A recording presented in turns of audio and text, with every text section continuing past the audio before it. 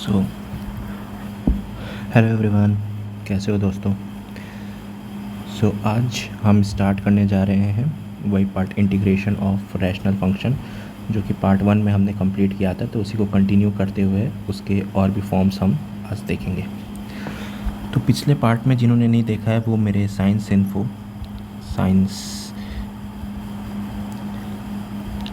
Info study channel पे जाकर आप देख सकते हैं।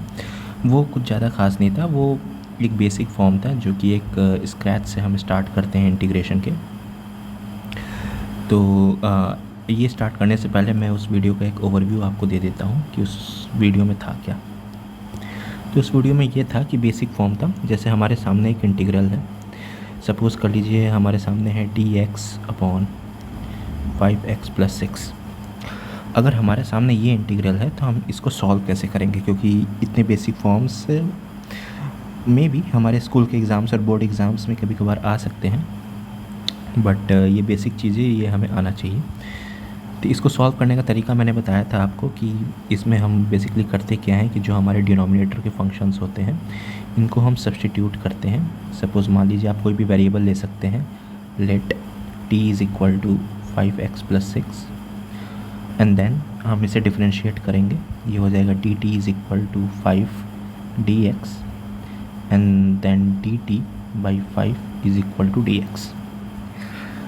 जब हमारे पास t का फॉर्म आ गया एंड देन हमारे पास dx की वैल्यू आ गई, देन हम इसी चीज़ में इसी को सब्स्टिट्यूट कर देते हैं।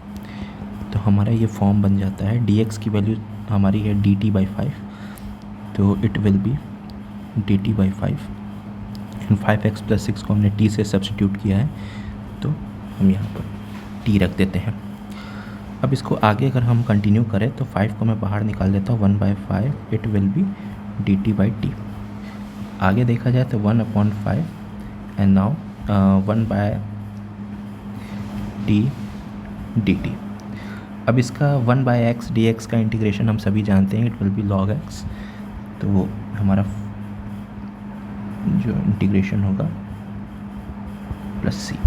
ओके, नाउ हम वापस से 1/5 log t की वैल्यू जो हमने एज्यूम किया था वो वैल्यू हम ले लेते हैं 5x+6। तो हम यहाँ पर वैल्यू रख देते हैं 5x+6 +c। ये हमारा था आंसर, और यही चीज़ मैंने पहले वीडियो में एक्सप्लेन किया था। तो इसी चीज़ को कंटिन्यू करते हुए हम और भी फॉर्म्स इस वीडियो में देखेंगे। चलिए शुरू करते हैं। तो इस फंक्शन में हमने देखा क्या, जो पहले वीडियो में मैंने फंक्शन बताया था और अभी मैंने एक एग्जांपल के थ्रू आपको समझाने की कोशिश की है। तो इस फंक्शन में मैंने देखा क्या है, हमने देखा क्या एक्चुअली हमारे पास मान लीजिए कि ऊपर कोई कांस्टेंट रहता है, ओके, और नीचे कोई लीनियर फंक्शन हमारा रहता है, ओके। इनका इंटीग्रेशन हमें करना होता है। तो कांस्टेंट ऊपर है, कांस्टेंट में कोई भी नंबर कोई भी नंबर हो सकता है। नीचे कोई लीनियर फंक्शन है, ऐसा रैशनल लीनियर फंक्शन मतलब ऐसा रैशनल फंक्शन जिसकी डिग्री 1 हो, जिसकी डिग्री क्या हो, सॉरी,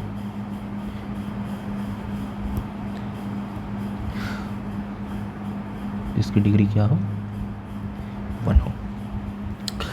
जब ऐसा फंक्शन हमारे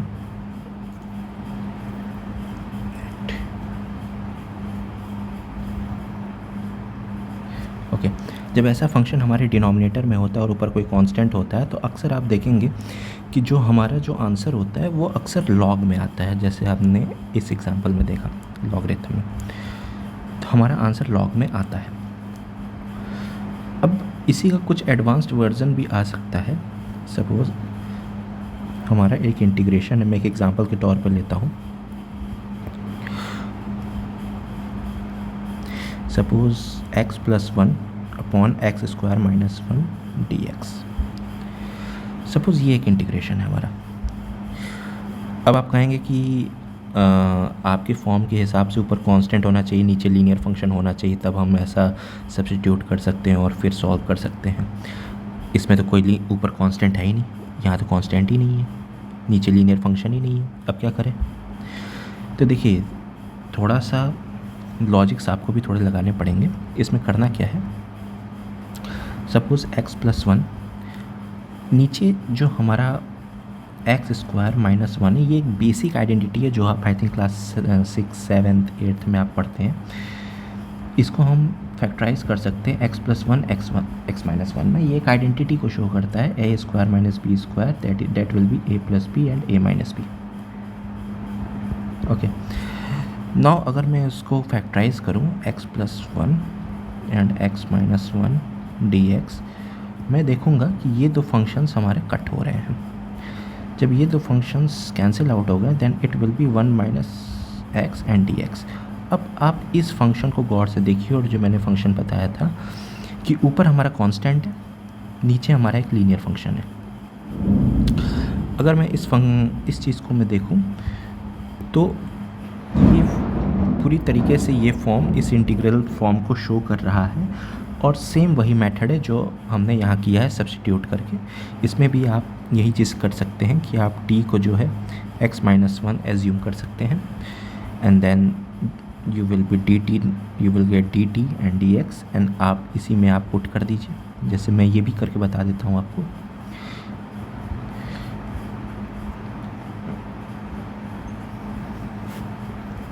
it will be 1/1 second, yeah, it will be 1/, x-1 will be t and dx will be dt। ये एकदम बेसिक फॉर्म है जो कि आपका बन गया log t plus c, and it will be log t will be x-1 plus c।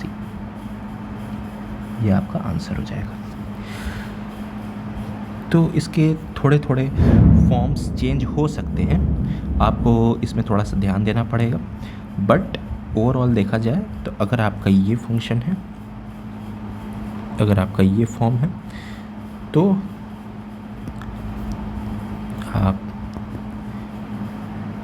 Easily इस method को फॉलो कर सकते हैं और आंसर्स ला सकते हैं। तो होप आपको ये फॉर्म समझ में आ गया होगा। अब हम आगे थोड़े से और फंक्शंस पे चलते हैं जो कि इंटीग्रेशन का, या फिर हम कहें इंटीग्रल ऑफ रैशनल फंक्शंस का आगे का पार्ट है। तो सपोज़ मान लीजिए हमारे पास एक इंटीग्रेशन आ गया,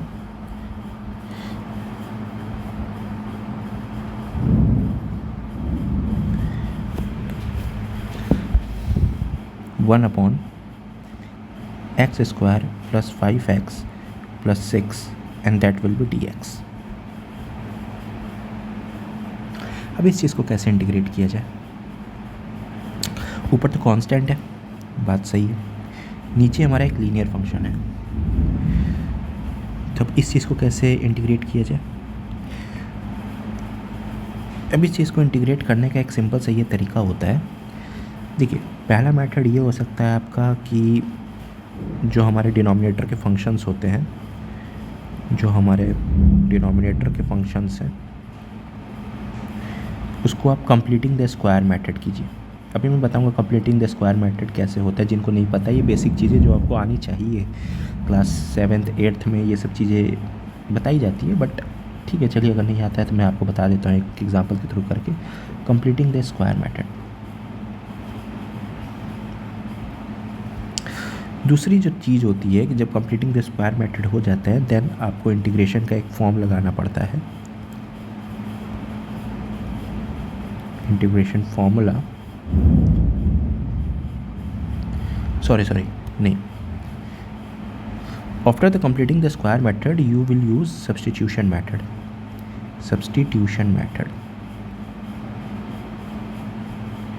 and then you will use the trigonometric integration formulas.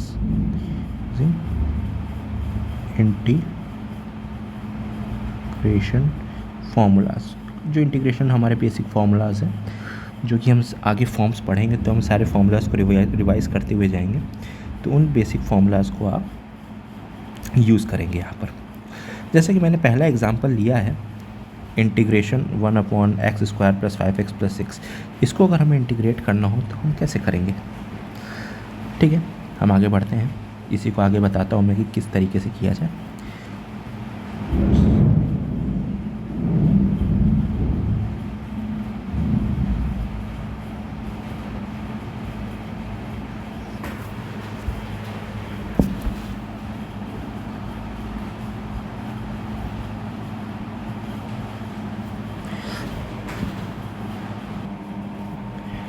Okay, सो इसको अगर हमें करना है तो पहला जो मेथड हमने लिखा था डिनोमिनेटर के फंक्शंस को कंप्लीटिंग द स्क्वायर मेथड में करना है। कंप्लीटिंग द स्क्वायर मेथड ये होता है कि जो हमारा फंक्शंस है उसको एक कंप्लीट स्क्वायर बनाना होता है। वेट,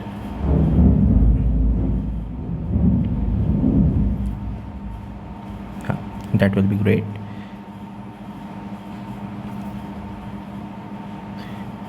या तो हमारा जो फंक्शन होता है उसे कंप्लीट स्क्वायर बनाना होता है। कंप्लीट स्क्वायर कैसे बनाते हैं? तो फर्स्ट स्टेप, सपोज हमारे पास एक फंक्शन है x square plus 5x plus 6।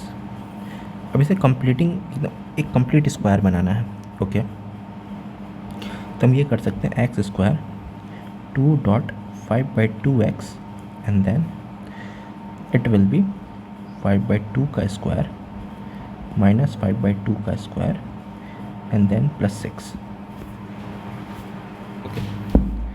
अब ये हमारा बेसिक फॉर्म बनेगा एक्स स्क्वायर प्लस 5/2 का whole square plus 2.5/2 minus and then you can solve this one 25/4 plus 6।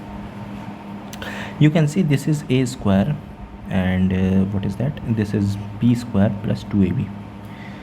So it will be x plus 5/2 का whole square and then it will be 25 plus 24/4.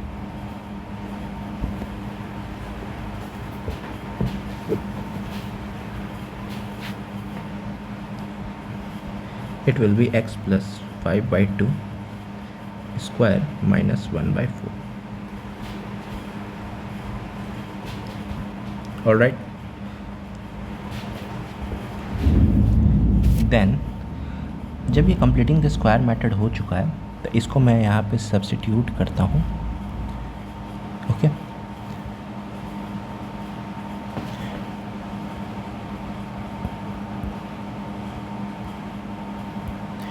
it will be x plus 5/2 whole square upon 1/4. It will be, I can say, 1/2 का square.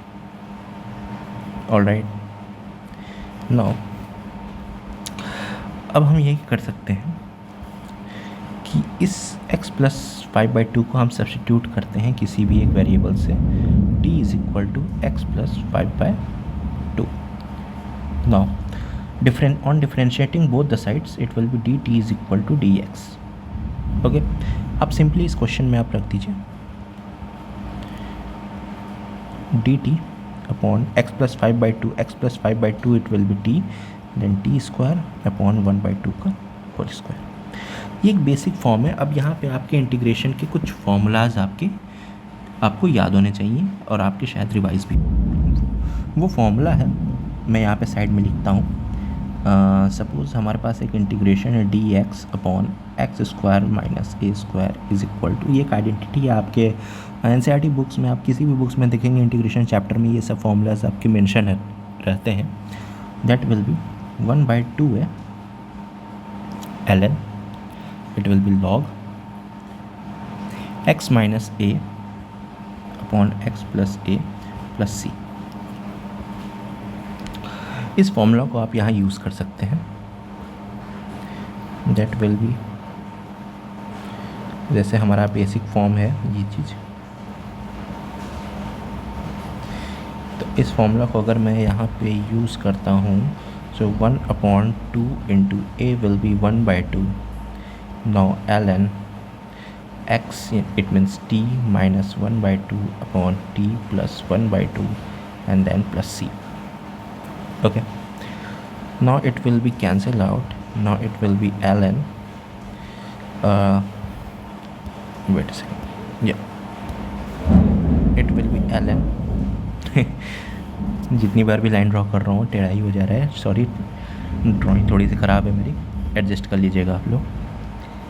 t minus 1 upon 2t plus 1 then plus c। ये हमारा integration आया है substitute करने के बाद। अब मुझे t की वैल्यू जो हमने ओरिजिनली ली थी उसको हमें वापस से रखना पड़ेगा, तो ये हो जाएगा ln 2 into x plus 5/2 sorry minus 1 upon 2 into x plus 5/2 plus 1 and then plus c. Okay, now you will get ln 2x plus 5 minus 1 upon 2x plus 5 plus 1 plus c. It will be ln 2x plus 4 upon 2x plus 6 plus c.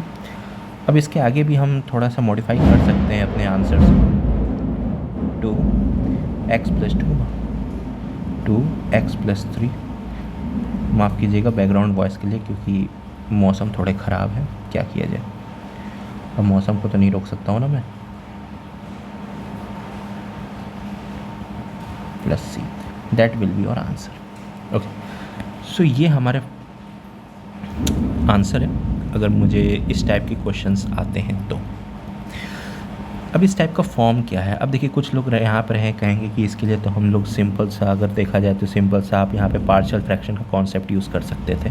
बिल्कुल कर सकते थे और करना भी चाहिए, क्योंकि partial fraction से अगर आप करेंगे तो ईज़िली हो जाएगा, बहुत ईजी होगा. ओके, लेकिन यहाँ पे पर्पज़ क्या है कि अगर आप कोई भी फंक्शन पढ़ रहे हैं, कोई भी चैप्टर पढ़ रहे हैं, तो उस एक क्वेश्चन को करने के आपके पास एटलीस्ट 2-3 तरीके होने चाहिए. ओके, ऐसा नहीं है कि कोई एक ही क्वेश्चन एक ही तरीके से हो सकता है. बहुत सारे क्वेश्चन से जो एक ही तरीके से होते हैं, बहुत सारे क्वेश्चन से जो एक से ज़्यादा तरीके से होते हैं. दोनों को आपको सीखना चाहिए. ये नो डाउट पार्शियल फ्रैक्शन से इजी तरीके से हो जाएगा, बट पार्शियल फ्रैक्शंस पे हम आएंगे और इसी क्वेश्चन को हम पार्शियल फ्रैक्शन से भी करेंगे, ट्राई करेंगे, देखेंगे उससे क्या आंसर आ रहा है और उससे हो रहा है कि नहीं हो रहा है, हो रहा है तो आंसर आ रहा है कि नहीं आ रहा है, वो हम पार्शियल फ्रैक्शंस में देखेंगे जब हम पार्शियल फ्रैक्शन का कॉन्सेप्ट सीखेंगे. अभी फ़िलहाल हम कंप्लीटिंग द स्क्वायर मेथड का कॉन्सेप्ट सीख रहे हैं. तो ये हमारा तरीका हुआ जिससे हमारा आंसर ये आया. ओके, तो ये चीज़ कब काम आती है और कब हम यूज़ करते हैं, जब हमारा इंटीग्रेशन के नीचे यहाँ पर जो रैशनल फंक्शंस होता है वो एक क्वाड्रेटिक इक्वेशन होता है, क्वाड्रेटिक इक्वेशन होता है, और पॉसिबिलिटी होती है कंप्लीट स्क्वायर बनने में. पॉसिबिलिटी होती है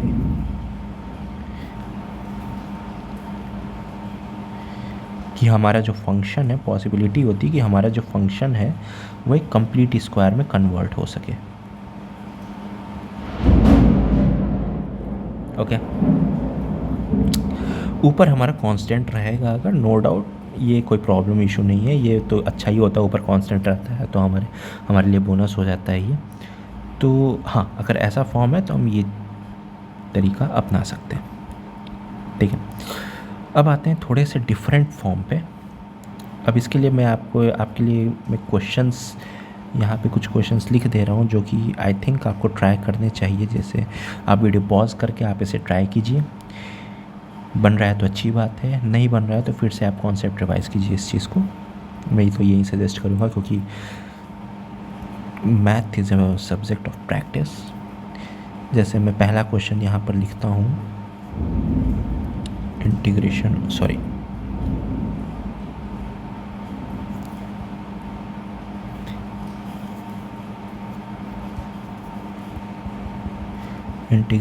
of dx upon x square plus 4x plus 5.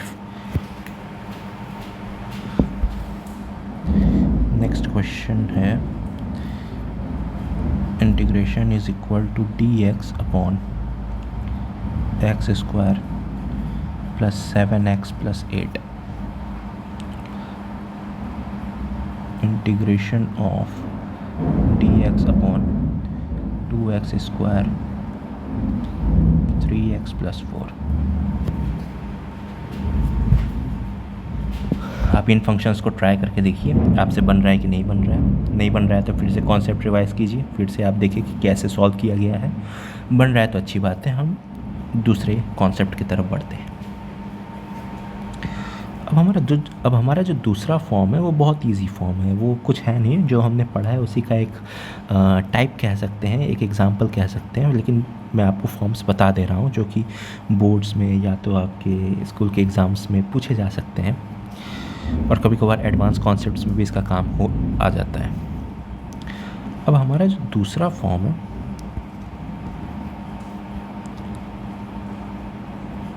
Sorry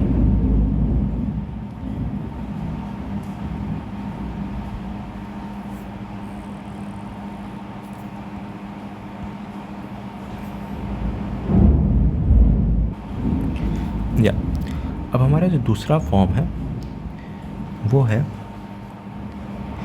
जब हमारा इंटीग्रेशन में न्यूमरेटर भी हमारा फंक्शन होता है और डिनोमिनेटर भी हमारा एक फंक्शन ही होता है।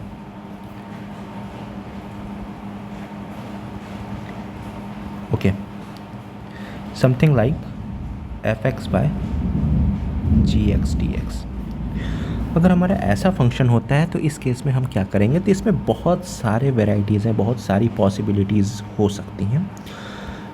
हम पहले एक फॉर्म पढ़ते हैं। सपोज़ कभी कभार आपको ऑब्ज़र्व करना पड़ेगा, ऐसा पॉसिबिलिटी है कि fx is the derivative of gx। अगर ऐसा होता है तब आपका क्वेश्चन एक तरीके से बहुत आसान होगा, एक तरीके से आपको ये एक फ्री हिट मिल जाएगा, फुल टॉस टाइप का आपको मिल जाएगा, फुल टॉस क्वेश्चन रहेगा ये।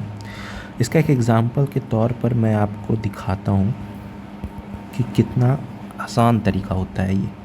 सपोज़ हमारे पास एक इंटीग्रेशन है x-1 upon x² minus 2x + 3 dx।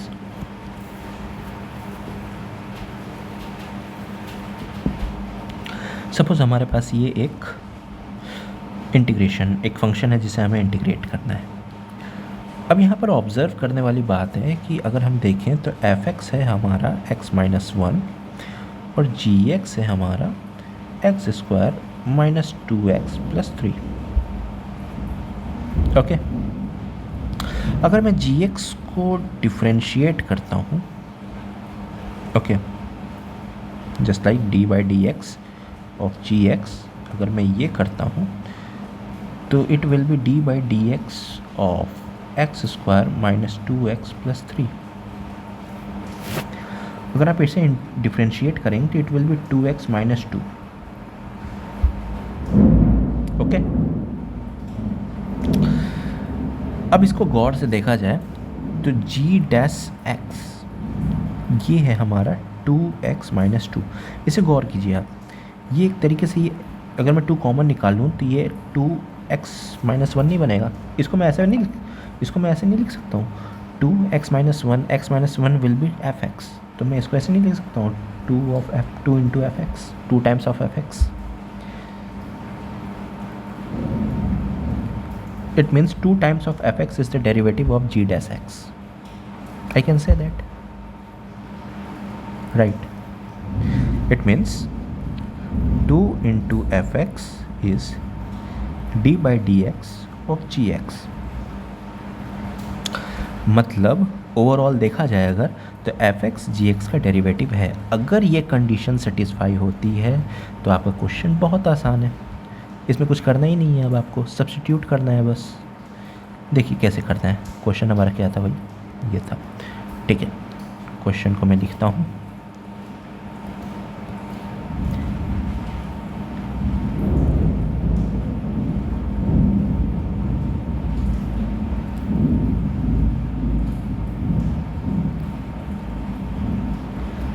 Okay.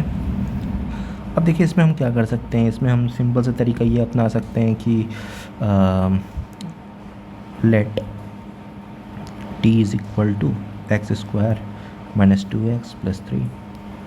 Simply आप इसे डिफ्रेंशिएट कर दीजिए, it will be dt, it will be 2x, it will be 2 of d x,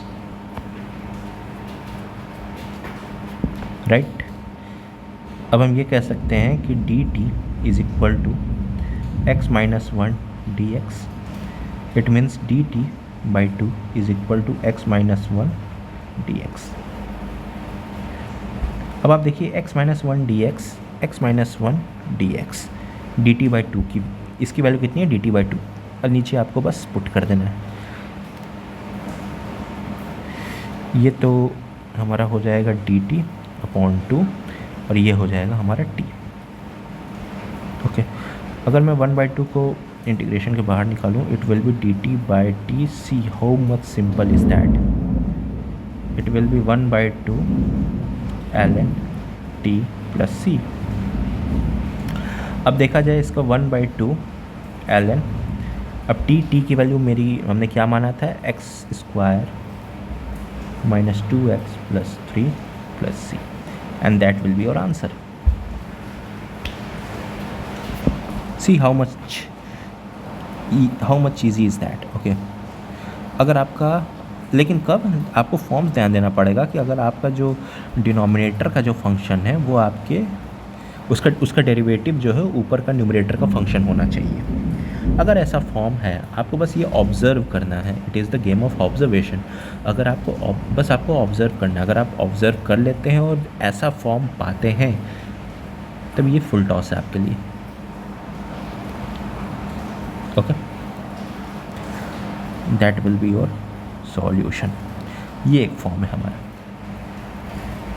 okay, तो देख लेते हैं, अगर हम रैशनल फंक्शंस की बात करें तो बहुत सारे फॉर्म्स हमने देखे हैं। पहला फॉर्म देखा है हमने जब इंटीग्रेशन ऊपर कोई कांस्टेंट होता है, नीचे कोई फंक्शन होता है जिसकी डिग्री 1 होती है, ठीक है। उसमें सिंपल से कुछ नहीं करना होता है, आप t is equal to f x कुछ भी मान सकते हैं, डी टी आप यहाँ से निकाल लेते हैं डिफरेंशिएट करके, एंड देन आप इसमें सब्स्टिट्यूट कर देते हैं, and then answer will be most probably आपका आंसर लॉग में आता है। मोस्ट प्रोबेबली ऐसा होता है। दूसरा फॉर्म ये है हमारा, वेट, मान लीजिए आपका इंटीग्रेशन है, ऊपर आपने कोई कांस्टेंट रखा है, नीचे आपका जो फंक्शन है उसकी डिग्री 2 हो जाती है। तो यहाँ पे आपके दो पॉसिबिलिटीज़ है, मैं पहले आपको बता दे रहा हूँ। ओके, यहाँ पे आपकी दो पॉसिबिलिटीज़ हैं।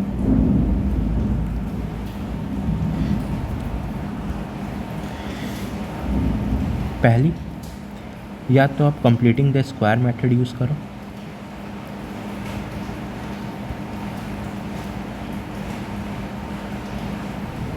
ओके। दूसरा, आप पार्शियल फ्रैक्शन यूज़ करो।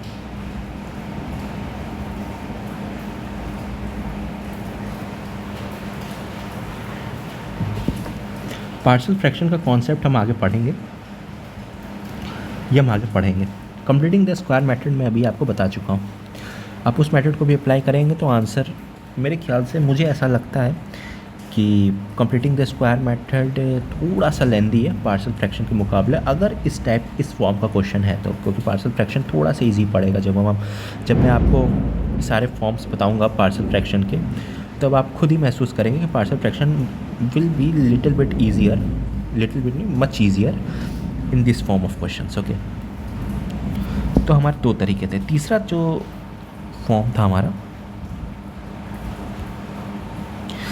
It will be function upon function, और ये तब था when f x is derivative of g x.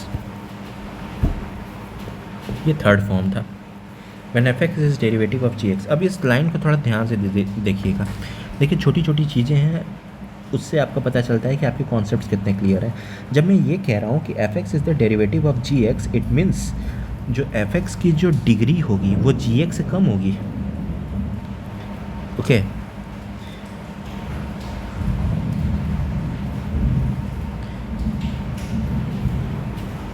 मेरे बातों को आप समझे, मैंने क्या कहा? एफ एक्स की जो डिग्री होगी वो जी एक्स से कम होगी।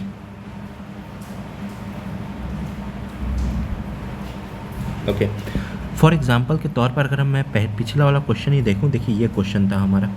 इस क्वेश्चन में जो डिग्री था, इस फंक्शन की डिग्री 1 है और इस फंक्शन की डिग्री 2 है, तो एफ एक्स की डिग्री कम है, जी एक्स की डिग्री ज़्यादा है। और डेरिवेटिव का मतलब यही होता है, डिग्री कम होता है। अगर मैं टू द पॉइंट ऊपर ही ऊपर बात करूँ अगर तो डेरिवेटिव का मतलब यही होता है कि आपके फंक्शंस की डिग्री कम होती चली जाती है, इंटीग्रेशन में आपके फंक्शंस की डिग्री इंक्रीज़ होती चली जाती है। अब इंटीग्रेशन क्या होता है, डेरिवेटिव क्या होता है, ये सब थ्योरेटिकल चीज़ें, वो चीज़ें आपको पढ़नी चाहिए। यहाँ पर मैं बेसिक चीज़ें बता रहा हूँ, बेसिक क्वेश्चन के फॉर्म्स बता रहा हूँ बस। ओके तो ये सब चीज़ें आपकी कवर अप होनी चाहिए। If you are going for class, I mean you are a student of class 12 और आपको बोर्ड सब देने ही है अगले साल फरवरी तक, तो ये सब चीज़ें आपकी क्लियर होनी चाहिए अब। ओके अब मैं आगे बढ़ूँ अगर मेन फॉर्म पर,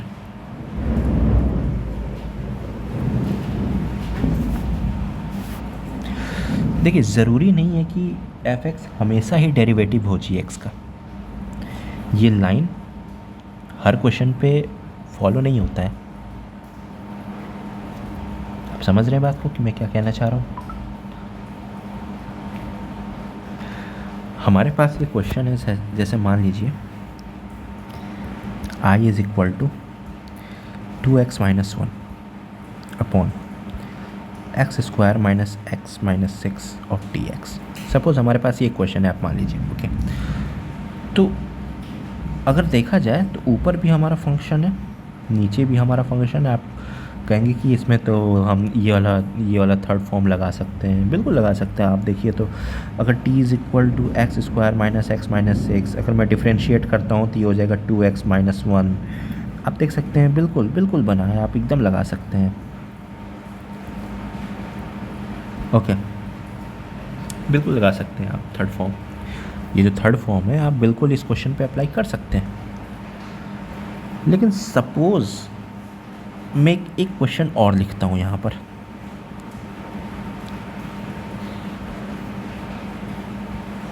ध्यान दीजिएगा यहाँ पर।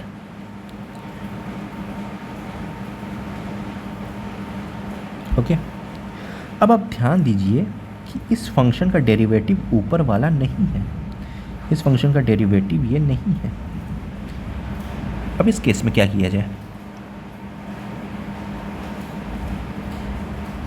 पावर भी कम है, डेरिवेटिव भी नहीं है। पावर तो कम है, चलिए ये तो सेटिस्फाई हो रहा है कि एक तो हमारा कॉन्सेप्ट है कि एफ एक्स का डिग्री कम होना चाहिए जी एक्स से, चलिए ये तो दिख रहा है, पर डेरिवेटिव तो नहीं है ना। तो पावर कम लेके होकर भी क्या हुआ? कुछ नहीं हुआ। जब इस टाइप का फॉर्म होता है, जब डिग्री तो कम है, एक कंडीशन जो सेटिस्फाई हो रही है कि एफ एक्स यानी न्यूमरेटर के फंक्शन की डिग्री कम है, डिनोमिनेटर के फंक्शन की डिग्री ज़्यादा है, ये तो ठीक है, ये होना ज़रूरी है।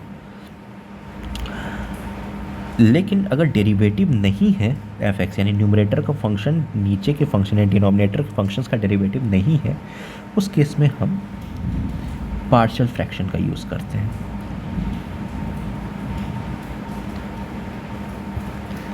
इस कॉन्सेप्ट का यूज़ किया जाता है, ये मेथड यूज़ होता है partial fraction.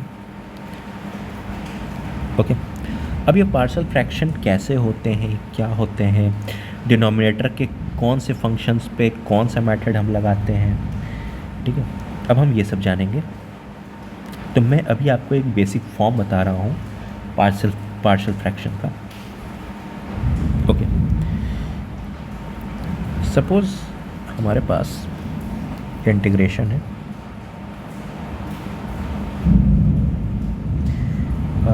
F x bye जी एक्स डी एक्स, हमारा एक फंक्शन है।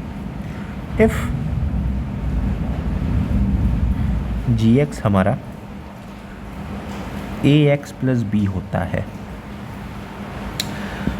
तो हमें क्या यूज़ करना चाहिए अगर जी एक्स हमारा ए एक्स प्लस बी होता है तो इंटीग्रेशन जब हम करेंगे तो इसको हम स्प्लिट करते हैं, मतलब हमें पहले सॉल्व करना होता है ये। 1 सेकेंड,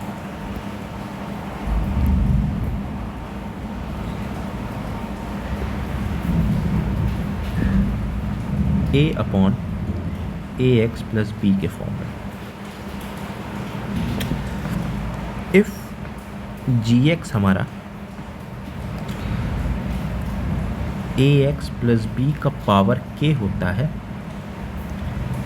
तब ये कुछ इस तरीके से जाता है, a upon a x plus b plus B upon a x plus b power 2 plus c upon a x plus 1 second,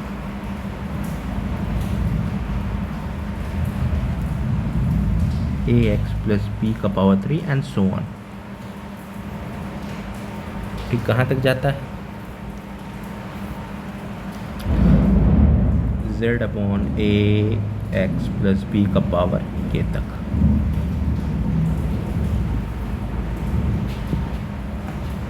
okay, मैं अभी आपको सब इम्प्लीमेंट करके बताऊंगा कैसे क्या हो रहा है। अभी शायद आपको ये लग रहा होगा कि ये क्या चीज़ें हैं, समझ में नहीं आ रही है। आप थोड़ा सा वेट कीजिए, सब आपको समझ में आएगा। अगर हमारा जी एक्स हमारा a x square b x plus c है, अगर ये फॉर्म है तो क्या यूज़ करें हम? तो हम यूज़ करते हैं a x plus B upon a x square b x plus C.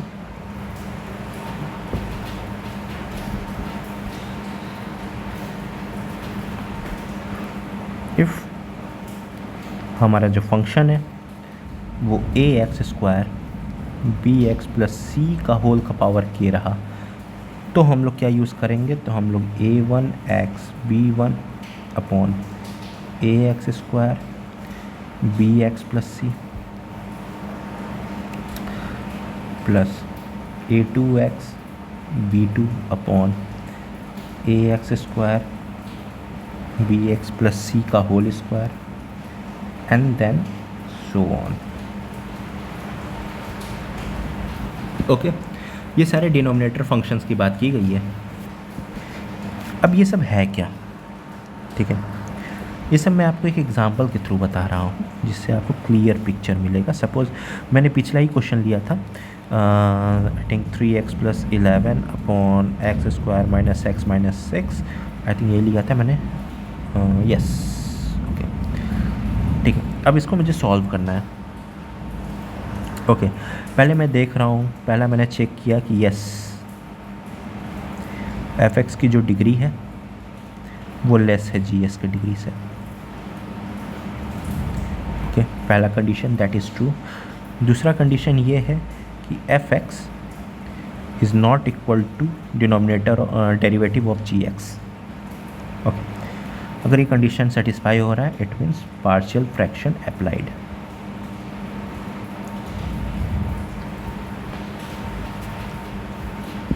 Okay, partial fraction अब आपका अप्लाई होगा।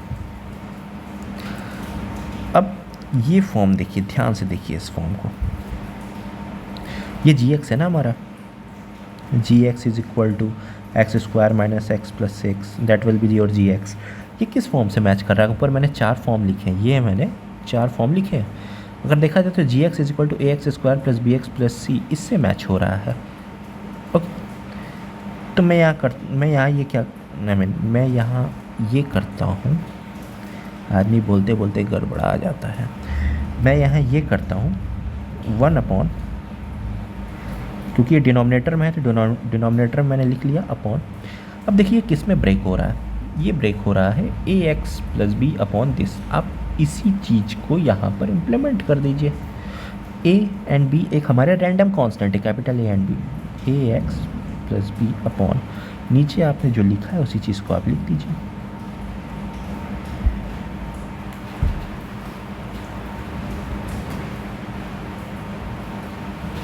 क्या ये सही है? ऑफ कोर्स नॉट, ये सही नहीं है।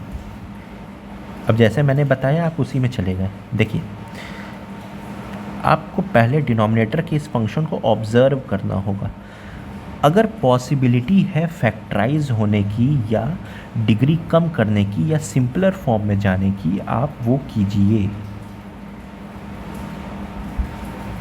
ओके, अगर पॉसिबिलिटी है फैक्टराइज होने की तो आप इसे फैक्टराइज कीजिए, ठीक है। That will be your wrong. Okay, no, अगर मैं इसे फैक्टराइज करता हूँ, सी देखिए, x square minus x minus six, अगर मैं इसे फैक्टराइज करता हूँ तो it will be minus 3x plus 2x minus 6। अगर आप देखेंगे तो ये फैक्टराइज हो रहा है, इजीली फैक्टराइज हो रहा है ये, और एक सिंपलर फॉर्म में जा रहा है। तो अगर आपके पास सिंपलर फॉर्म है तो आप उसे यूज़ कीजिए। ये नहीं कि बस कॉन्सेप्ट आपने सीख लिया है, आप डायरेक्ट अप्लाई कर रहे हो, पता नहीं है कि क्यों कर रहे हो, ऐसा नहीं। हर पॉइंट पर आपको लॉजिक्स अप्लाई करने आए। आप मैथ्स पढ़ रहे हो, आपको लॉजिक आने चाहिए। ओके, तो देखा जाए तो x square minus x minus six का जो हमारा फैक्टराइजेशन हुआ है वो हुआ है x minus 3 and x minus 2। Okay, now अब हम यहाँ पर इम्प्लीमेंट करते हैं 1 upon x square minus x minus six को हमने फैक्टराइज करके बना दिया x minus 3 and x minus 2 को। अब हम इसे देखा जाए तो x minus 1 x minus 2 that will be your form a x plus b, ये फॉर्म हमारा है। ओके, अब इसके लिए हम सिंपली ये यूज़ करते हैं। अब हम यहाँ पर ये चीज़ लिख दे रहे हैं ए अपॉन, इसके लिए हमने अलग लिखा एक्स माइनस 3 प्लस इसके लिए हमने अलग लिखा बी अपॉन एक्स माइनस 2।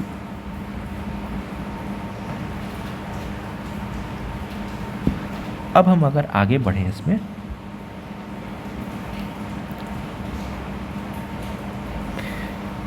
तो a x minus 2 plus b x minus 3 upon x minus 3 x minus 2।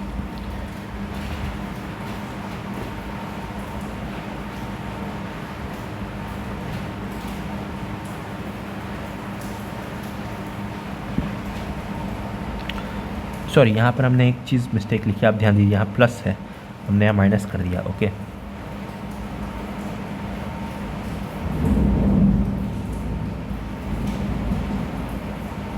Okay, now it is good, right.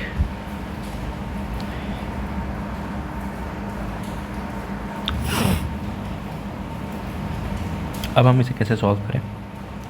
अब क्या करना है आपको कि 1 इज़ इक्वल टू, जो हमारा न्यूमरेटर है उससे आपको कंपेयर करना है। 1 is equal to a x plus 2 plus b x minus 3।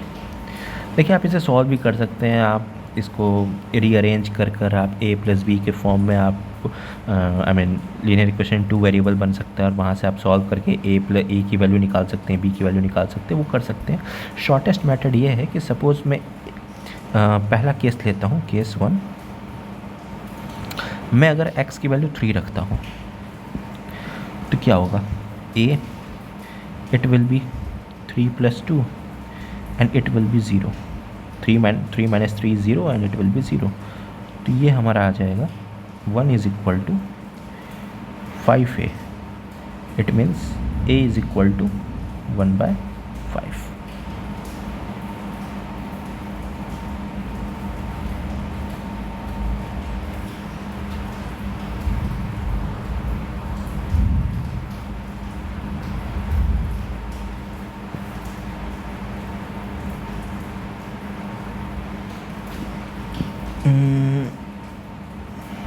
यहाँ देखिए, यहाँ कुछ गड़बड़ हुआ है क्या?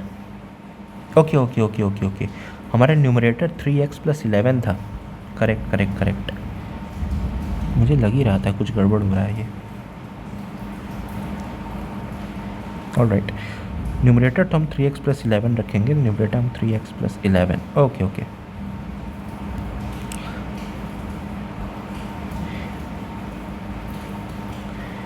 okay, all right, it will be 3x plus 11. It will be 3 into 3 plus 11 and it will be 20। वाह क्या कलाकारी है मेरी, देख रहे हैं आप। And now it will be 5a plus 20, a will be 20/5 and then a will be 4।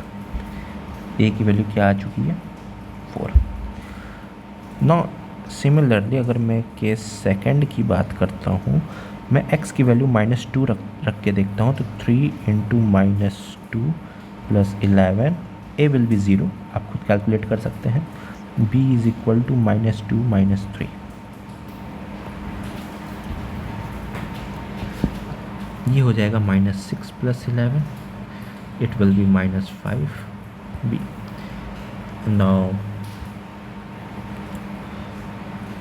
it will be how much 5 - 5b। अब यहाँ से मुझे साफ दिख रहा है b is equal to -1। Okay, अगर मैं इस इक्वेशन को सेकंड मानूं और इस हाँ ओके ऑल राइट, हाँ मैं इस इक्वेशन को सेकंड क्यों फर्स्ट ही मान लेता हूँ मैं। ओके, तो मैं इन सारे वैल्यूज़ को फर्स्ट इक्वेशन में रखता हूँ। Okay, putting all the values in equation first.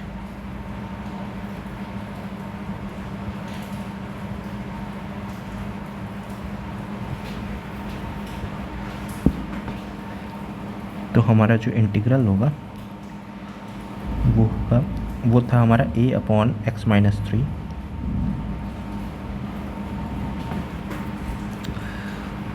Plus b/, what is that, x + 2। Okay, x + 2, okay all right, dx।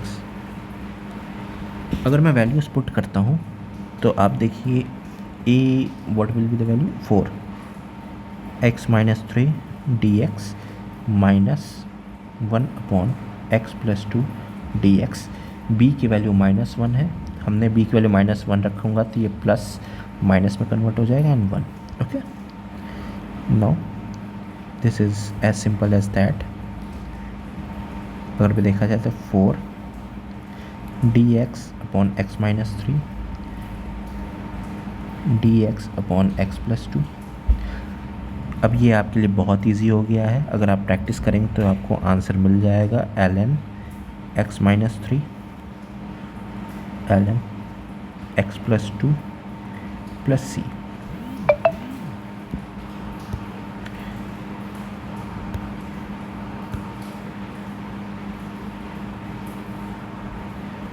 Okay, then that will be your answer. इसका आप और भी थोड़ा मॉडिफाइड फॉर्म में अगर करना चाहें तो कर सकते हैं। ln ये हो जाएगा आपका x - 3 का power 4 and then it will be ln x + 2 + c, something like that. आप आगे भी कर सकते हैं, आपकी मर्जी, बट ये आंसर आपका करेक्ट है। ओके, तो ये था आपका पार्शियल फ्रैक्शन का एक बेसिक फॉर्म। इसके बहुत सारे फॉर्म्स आ सकते हैं जैसा कि मैंने डिस्क्राइब किया है नीचे। ये 4 फॉर्म के डिनोमिनेटर आपके पॉसिबल हो सकते हैं। जो फॉर्म आपके डिनोमिनेटर में मैच करेगा उस फॉर्म का फॉर्मूला आप स्ट्रेट फॉरवर्ड यूज़ कर सकते हैं, और जो प्रोसेस है वो बिल्कुल यही है। इसी प्रोसेस को फॉलो करके आप पार्शियल फ्रैक्शन के क्वेश्चंस को सॉल्व कर सकते हैं। अगर आपको एक्सप्लेनेशन अच्छा लग रहा है, क्वेश्चन वाइज एक्सप्लेनेशन अच्छा लग रहा है, तो प्लीज़ वीडियो को लाइक कीजिएगा, सब्सक्राइब कीजिएगा। अगर अब हम आगे चलते हुए बहुत सारे इंटीग्रेशन के हमें फंक्शंस पढ़ने हैं, जस्ट लाइक ट्रिग्नोमेट्री फंक्शंस हैं। अगर मैं बात करूँ फंक्शंस की बात करूँ तो फंक्शंस हमारे बहुत सारे हैं, जैसे ट्रिग्नोमेट्री फंक्शंस हैं, हमारे पास इन्वर्स ट्रिग्नोमेट्री फंक्शंस रहेंगे, हमारे पास लॉगरिथमिक फंक्शंस हैं, हमारे पास एक्सपोनेंशियल फंक्शंस हैं। ओके, अर्थमेटिक फंक्शंस तो हम देख ही रहे हैं। ओके, अब इसमें देखा जाए तो हमारे पास सब्स्टिट्यूशन एक मेथड्स भी बहुत सारे होते हैं। ओके, अगर मेथड्स की बात की जाए तो सब्स्टिट्यूशन मेथड है जो कि बहुत बेसिक मेथड है। ओके, देखा जाए तो integration by parts, partial fraction, ऐसे और भी बहुत सारे मेथड्स हैं जो हमें देखने हैं इंटीग्रेशन में। तो आज की वीडियो में बस इतना ही। फर्दर वीडियोस में मैं पार्शियल फ्रैक्शंस के और भी एडवांस्ड क्वेश्चंस डालता रहूँगा और भी एक्सप्लेनेशन देता रहूँगा, और आगे मैं और भी इंटीग्रेशन के मेथड्स आपको बताऊँगा। सो आज वीडियो को यहीं समाप्त करते हैं। आप जाके NCERT, RD शर्मा और भी बहुत सारे जो प्रीमियम बुक्स है उसके क्वेश्चंस लगा सकते हैं, आप लगाइए और प्रैक्टिस कीजिए। कॉन्सेप्ट्स में दिक्कत है तो वीडियो को बार बार देखिए, किस तरीके से क्वेश्चन सॉल्व किए गए हैं, सेम स्टेप्स फॉलो कीजिए। एंड मोस्ट इम्पॉर्टेंट, जब आप क्वेश्चन को सॉल्व करें तो ऑब्जर्वेशन स्किल अच्छी करें, इम्प्रूव करें। कोशिश कीजिए कि ऑब्जर्वेशन स्किल आप अच्छे तरीके से ऑब्जर्व कर सकें चीज़ों को, और कैलकुलेशन मिस्टेक्स पर ध्यान दीजिएगा। दैट्स इट, आज के लिए वीडियो इतना ही करते हैं। So thank you, tata, bye bye.